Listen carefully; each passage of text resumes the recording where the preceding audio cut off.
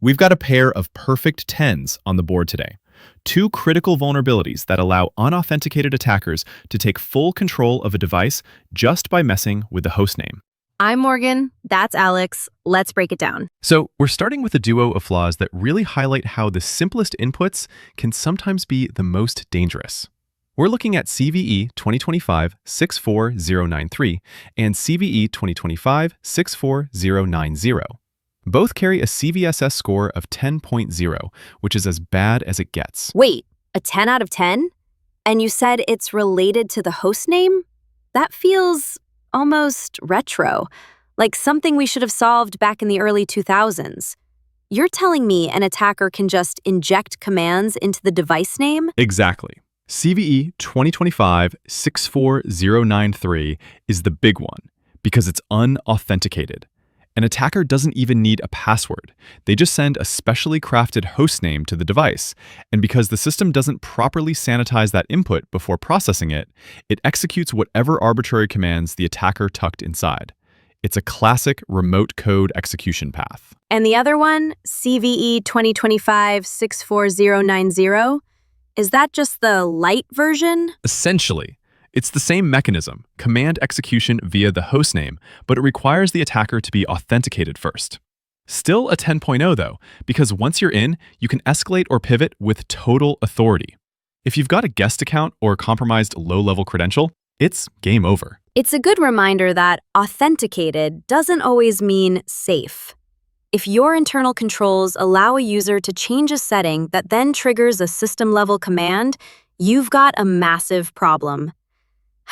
It's like leaving the keys to the vault inside a desk drawer that anyone with a building pass can open. Right, and speaking of long-standing problems, we have to talk about Fastjson. There's a new critical flaw, CVE 2025-70974, and it's another 10.0. Fastjson. I feel like we've been talking about Fastjson vulnerabilities since I started in this industry. Is this a new issue, or is it one of those ghosts of security past situations? It's a bit of both.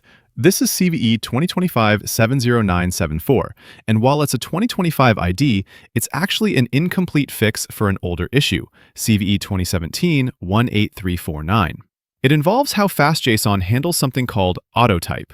When a JSON document has an @type key, and that value is a Java class, the library might call certain methods in that class. If an attacker supplies a malicious payload elsewhere in that document, they can trigger JNDI injection. JNDI injection. That's the same mechanism that made log4j such a nightmare, right? And you said this was an incomplete fix from 2017? That's 8 years of a fixed library actually being vulnerable. Precisely. And the data shows this was actually exploited in the wild between 2023 and 2025. It's a classic example of why patching isn't always fixing. If the underlying logic, in this case how autotype handles class names, isn't fundamentally secured, attackers will eventually find a way around the filter. It's frustrating because developers rely on these libraries to be the foundation of their apps. If the foundation has a crack that's been there since 2017, everything built on top is at risk. It really highlights the need for deep software composition analysis. You can't just check the version number. You have to know if the version you're using actually addresses the root cause. Exactly. Now, moving away from specific CVEs, we've got some heavy-hitting threat intel. Huntress just released a report about Chinese-linked hackers exploiting VMware ESXi 0 days. VMware ESXi. That's the crown jewel for attackers. If you can escape the virtual machine and get to the hypervisor, you don't just own one server, you own every virtual machine running on that hardware. And that's exactly what they were doing. Huntress observed this activity in December 2025. The attackers used a compromised SonicWall VPN appliance as their way into the network. Once they were inside, they deployed an exploit to escape the ESXi environment. What's wild is that Huntress thinks this exploit might have been developed as far back as February 2024. So they've had this break glass exploit sitting in their pocket for nearly 2 years?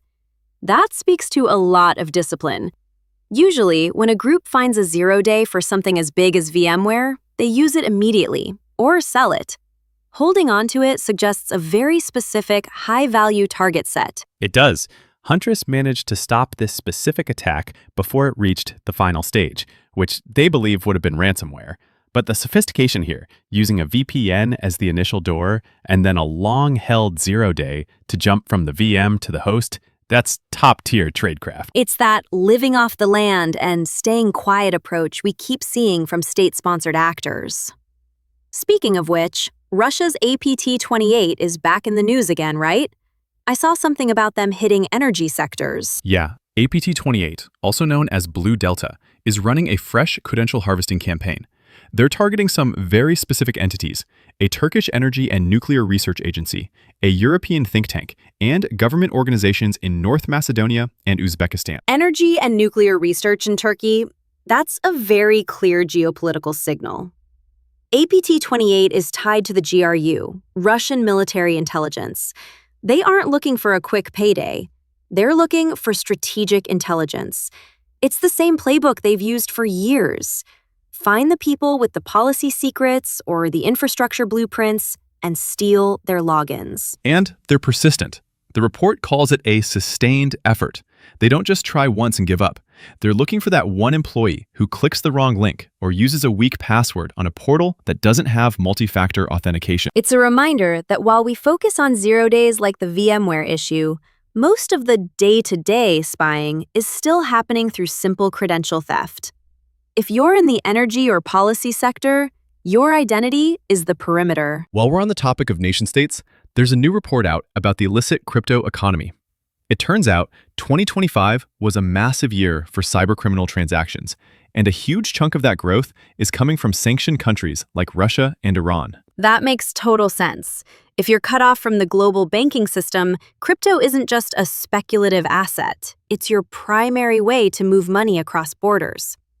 We're seeing the line between cybercrime and state finance get really blurry. Exactly. Billions of dollars are flowing through these channels, and it's not just about bypassing sanctions. It's also about direct theft. We just saw at least $26 million in crypto stolen from the Truebit platform. Truebit. That's another one for the list. It feels like every week we're talking about a new platform losing tens of millions. The report says this is part of a 2-year trend where hackers have made off with billions.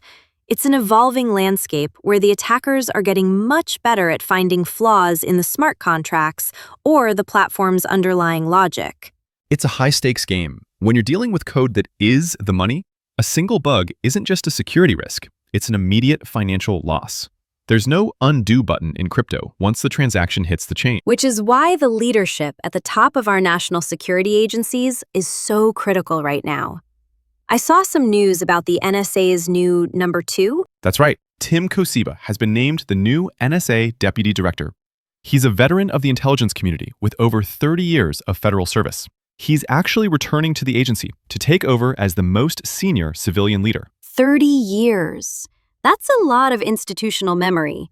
Bringing back an insider like Kosiba suggests the NSA is looking for stability and deep expertise in signals intelligence as they navigate all these threats from China and Russia we've been talking about. It's a big move.